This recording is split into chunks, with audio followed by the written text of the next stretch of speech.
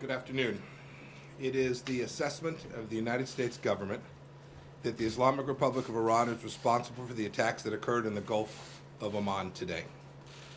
This assessment is based on intelligence, the weapons used, the level of expertise needed to execute the operation, recent similar Iranian attacks on shipping, and the fact that no proxy group operating in the area has the resources and proficiency to act with such a high degree of sophistication. This is only the latest in a series of attacks instigated by the Islamic Republic of Iran and its surrogates against American and allied interests. And they should be understood in the context of 40 years of unprovoked aggression against freedom-loving nations. On April 22nd, Iran promised the world that it would interrupt the flow of oil through the Strait of Hormuz. It is now working to execute on that promise.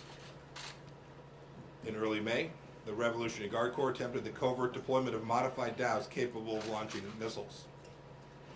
On May 12th, Iran attacked 4 commercial ships near the Strait of Hormuz. On May 14th, Iran-backed surrogates attacked by armed drones struck 2 strategically important oil pipelines in Saudi Arabia. On May 19th, a rocket landed near the U.S. Embassy in Baghdad.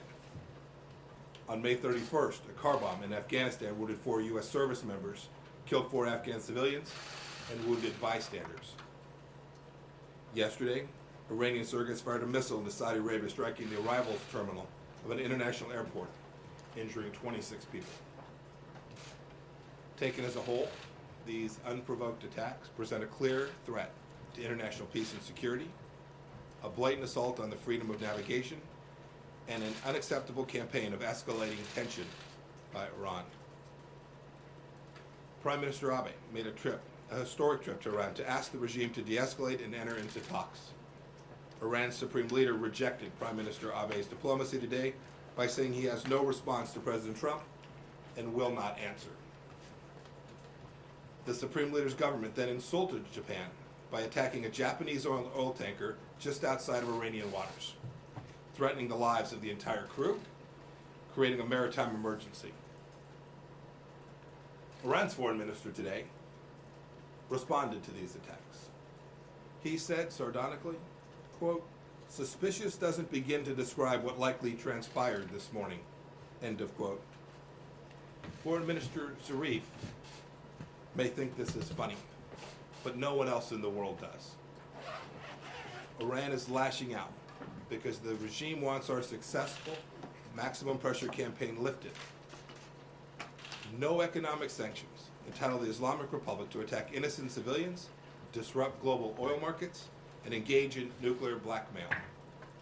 The international community condemns Iran's assault on the freedom of navigation and the targeting of innocent civilians. Today I've instructed our UN Ambassador Jonathan Cohen to raise Iran's attacks in the UN Security Council meeting later this afternoon.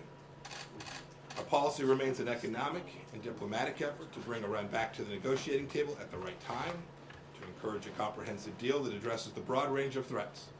Threats today apparent for all the world to see, to peace and security.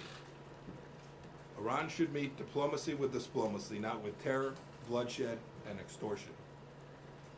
The United States will defend its forces, interests, and stand with our partners and allies to safeguard global commerce and regional stability. And we call upon all nations threatened by Iran's provocative acts to join us in that endeavor.